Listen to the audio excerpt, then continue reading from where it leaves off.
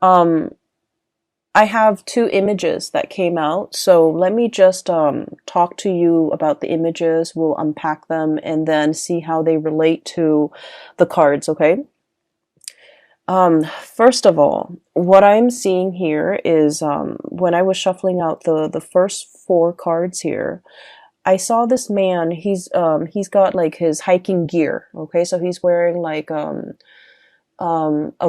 it looks almost like a windbreaker, and he's dressed really warm. He has a beanie on.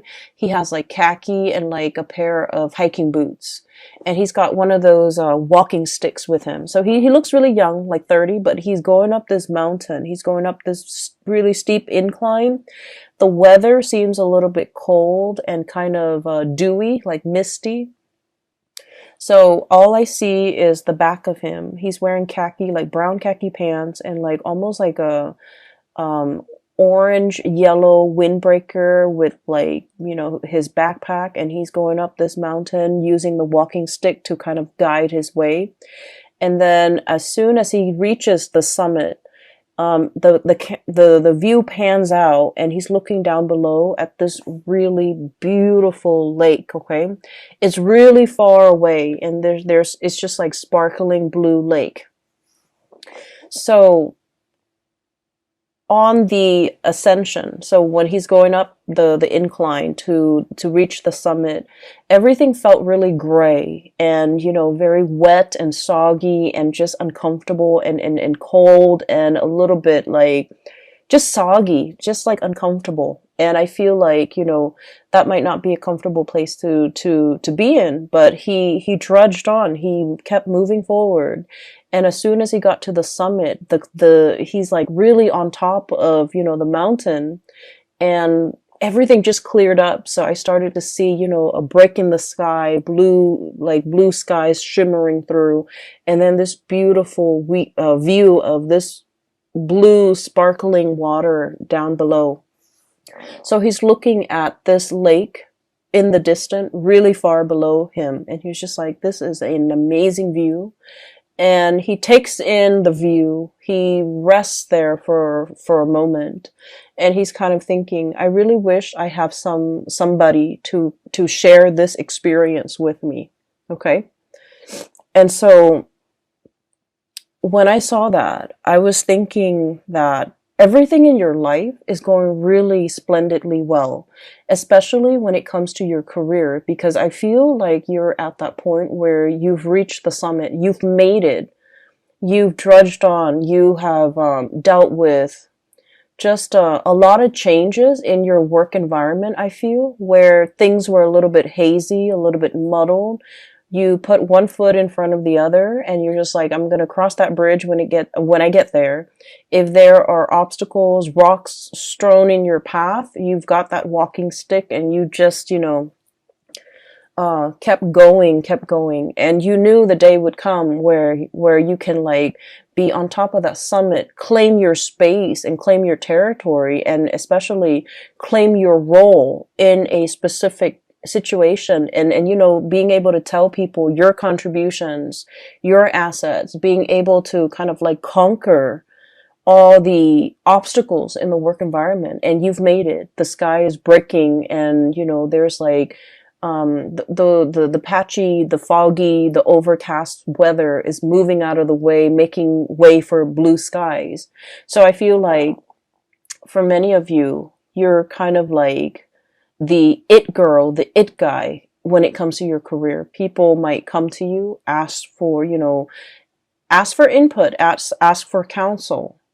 And I do feel income generating potential is very, very high for you guys. Once again, that summit, okay? Um, I also sense, when it comes to the summit, right? There's no place to go up, right? So you've already reached the top. And so for many of you, you might be at a point where you're kind of contemplating, the next mountain, the next hill, the next summit that you want to conquer. You might be already at some type of a peak of your income capability when it comes to a specific position, a specific job. No matter how much more you do, it's like there's an income cap, okay? And so you're thinking like, what's my next step? What's the next thing that I can conquer? What's the next location even that I can, see myself in? What's the change in career? I don't feel like it's a drastic change in career. I just feel like, can I jump from this summit to another one and keep ascending? Okay. So I do see a lot of ambition, a lot of hard work, a lot of dedication that you devote to when it comes to your craft and the things that you do. And I honestly feel like you're lone wolfing it because, with this man climbing that mountain by himself, um, people tend to, I feel like, hold you back. Okay. If you were left to your own devices, I feel like you can advance really fast. The professional sphere or your work life, I feel like it's always a steady climb, and that area has always gone really really well. Okay, so I feel for many of you, you've made it professionally. You're exactly where you want to be. You've already maxed out, even for many of you, and you're thinking about like the next stage. Okay, the next evolution of your professional life. On the other hand, whenever you have a partner in your life, I feel for many Aries people, it's really hard to be in a relationship because it involves a lot of compromise. It involves a lot of patience. It involves a lot of like um, discussions and, emotional exchange. And I feel like you don't have time for that. I feel like it doesn't, it, I feel like you feel going through life, not everything has to be a discussion. Why can't we just, be on the same page and move forward? Why do we have to talk about every little thing? Why do we have to, um, it's like kicking a dead horse. Like if there's like a snag in the relationship, we have to sit there and talk it out and talk through it. Why do we have to do those things? We can just agree to disagree and move on. So I feel like you might not have put in the proper time, the proper nurturing, the proper amount of patience in order for your relationship to foster or to thrive and to grow and to build the way that your professional life has been. Okay. And so I feel like a lot of you have kind of compensated, pouring a lot of your time and resources and energy and just mental power progressing in that professional space, and the emotional side, I feel like it's put on the back burner. It's also might have been neglected, and it might not have just been important enough for you to really take it seriously. And because you're pouring your energy into work, income, money, and things like that. And there's nothing wrong with that. But I feel like for the month of December, and we're hedging towards the holiday season, and a lot of the times we have like family gatherings, friends gathering, Christmas parties, and everyone is there with their significant other, with their spouse, with their children, and everyone is projecting this image of a happy home. And I feel, especially for those of you who are single, you're going to feel a little bit of like the pangs of jealousy. It's sort of like, I'm hot stuff. I'm successful. I'm really, really thriving professionally. Why am I still single? Like, I feel that energy coming out. Okay. And then I also feel like a lot of you are reminiscing as well, about past relationships. Like, that was a really nice person. Why didn't things work out? Or that was one person that I really, really cared for. Why didn't it work out? Okay. And so there's a little bit of a mixed bag here. And that's why I mentioned, this is a very much like a relationship reading, because I see you making a lot of money. Finances is flowing very smoothly. And it's just the relationship hiccups and the relationship sector that requires a little bit more work. Okay, so let me just point out a few things here. We have here the Ten of Pentacles. The Ten of Pentacles is pretty much, you know, you're in a space of like financial abundance, okay? Financial stability. You, for many of you, you're in a position where you're contemplating buying property. You might have your own property that you're taking really good care of. You might be in a physical property that is growing tremendously in property value, okay? So something is appreciating very, very fast. And so you're sitting on a pile of money, and I literally see the Scrooge and sitting on his pile of coins. Okay, you have a lot of assets, you have a lot of just a lot of income, a lot of disposable income as well to do whatever you want, to take trips, to plan extravagant vacations. And I do see a lot of planning, a lot of dreaming, a lot of like thinking about what could be, thinking about the next step. And yet you're still sitting on this pile of money. And so I would say, you know, take that money and do something with it. Travel, see the world, do whatever it is to expand your horizon. Go hiking somewhere in an exotic location, whatever it is to clear your mind and to, you know, reward yourself. Okay. I feel that you're literally sitting on a pile of money. You could invest it. You could, you know, consult a financial advisor. You could, I do feel that spiritually and emotionally, you might need a vacation and you might want to go. It's like, taking that leap of faith and going on a vacation or taking a big trip, like an extravagant trip. I feel, especially for those who are single, you really want to save that trip for that special person that you really want to, you know, travel with. You want you want your trip to be, you know, romantic. You want it to include another person. And so you're waiting, waiting, waiting. And in the meantime, you're just sitting on a pile of money. Okay. Which is great. There's no complaints there. The other thing that I was seeing as well is, what was that image? Okay. So going back to, you know, the man in the summit, and he's kind of thinking to himself, I wish I had somebody to share this moment with. Okay. I feel almost like this image of the odd man out. Okay. There's something about you coming through for the month of December where you're feeling a little bit out of sorts. You're feeling a little bit out of place. You're feeling like you're not really connecting with the people around you. You're feeling like where you are and where they are aren't on the same wavelengths, okay? And what that means to me is this sense of awkwardness, not knowing what to say. Somebody could be telling you a story and you're just like, that doesn't really interest me. I don't know how to make conversation. I don't know what else to say. I don't want to feign interest, but at the same time, I don't want to be rude. So I do see that element coming in where there's like an emotional disconnect with the topics being discussed, with the people that you're relating to. And I feel like, you know, it has nothing to do with the other person. It's just you're at a time in your life where your priorities are different, where the things that you care about are different. And so I do feel as well, you know, seeing everybody around you, people who are married, people with children, and especially for those who are single, you're going to feel a little bit like, is there something wrong with me? Am I not dateable? Am I not marriage material? Am I not in a position where somebody would, you know, want to honestly like offer me commitment? So that's what I'm seeing here. And what I have here is the Seven of Cups.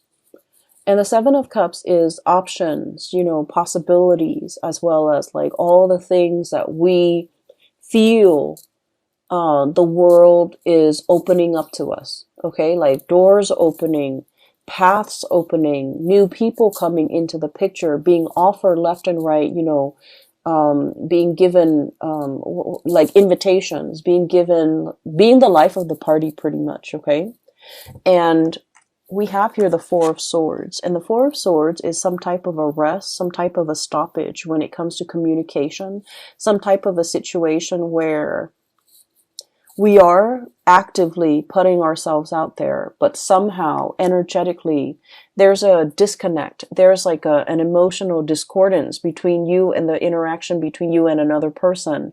Or some of you might be, like in online dating, might be really putting yourself out there, might be having multiple suitors coming at your door, but for whatever reason, I feel like the communication is not really flowing. The emotional connection is not there. And you're also wondering, being blinded, okay, with the blindfold on, okay, being blinded and not knowing what to say, not knowing, like, we're not really connecting emotionally. What can I say? What can I do? And just feeling that sense of like, just feeling like the options around you are not 100% solid options. Okay, so you're in a space where you might be seeing a lot of people. You have a lot of people interested in you, but for whatever reason, these options in your mind you feel are lacking. And this is not to say that you're, turning your nose up at these options. I feel like these options are lacking in that emotional connection. And another thing that I really want to warn you about, okay, and this is like something that is very prominent with Aries, Sagittarius, and Scorpios that I've seen lately, sometimes Aquarius as well. And the energy is, if it doesn't start out in a burst of fireworks and chemistry and passion and excitement, it doesn't feel enough for you. Does that make sense? So I want you to be a little bit careful about that, because whatever starts out really fast in a passionate fervor, it will burn itself out. Okay. It fizzles out and you're going to end up feeling very depleted. And so I feel as if in the past you might have had really exciting, passionate relationships. And on the heels of the passionate relationship, a normal, healthy relationship might seem a little bit dull, might seem a little bit like just bleh, flat, like something flatlining. And so you are trying to recapture that excitement, that passion in some type of a past relationship, trying to foster that and trying to seek that in the current options that you have. And I just want to urge you to really think about, more about compatibility, more about long term, more about like the stability in a situation for the long haul. So needless to say, when we are interacting with another person, everything takes time, right? It takes us a long time to really know another person. And so we might, inadvertently say that, oh, this conversation is very flat. This person is very vanilla, or this person is very bland, and pass up on a really good opportunity. Does that make sense? So that's what I'm trying to say here, because I feel like you're craving something extraordinary. You're craving something out of this world. You're craving something that is really passionate, that is all fireworks and fizz and just, a whirlwind romance. And I feel that you have people around you who are a little bit more innocent, who are very sweet, and you're aware of that. And you don't feel like they're partnership material just because they don't immediately exhibit these qualities that you're looking for. You have some really sweet people around you. I have here the Page of Cups. This is someone who's like, I want to say, I usually think of this as somebody who's very inexperienced when it comes to love, relationships, intimacy. Okay. It's somebody who's like, I want to say a little bit naive. They see the best in people. They're the types of people that go around thinking that like, oh, nobody cheats, nobody really cheats. They're not a cheater. They're very sincere, very sweet. And there's letters and cups and messages. So this is a person that is very much interested in you. They would text you good morning. They would text you, good night before you go to sleep. They spend a lot of time to, I want to say, catch your attention. They also put in a lot of work and a lot of effort in order to court you. And you're going to know who this is because, you know, their intentions are very pure. They're very straightforward with you. But I also feel like you're behaving like this. Eight of Swords, you know, turning a blind eye, not really taking this person, you know, very seriously, not feeling like this person is experienced enough or mature enough to be with you, and not feeling like they are relationship potential. Because I feel for many of you in the realm of love and relationship and dating and, you know, sexual connections, intimacy, you guys are very experienced. You might have dated a lot of people. You might know exactly, you know, what you want. You might you might go for a specific type, and for whatever reason this person you feel is like outside of your type, okay, not exactly your type. You might feel that, oh, they're too nice, or they're too naive, or they're too inexperienced. I don't know if they're going to be able to satisfy me, things like that. And I don't really see this for a lot of the signs, but I do sense, you know, with Scorpios, with Aquarius, with Sagittarius and Aries, this energy comes out a lot where you feel like this person, in terms of life experience, they don't really have anything to offer me. They're not super exciting, and I want a little bit more excitement. And so be careful of passing over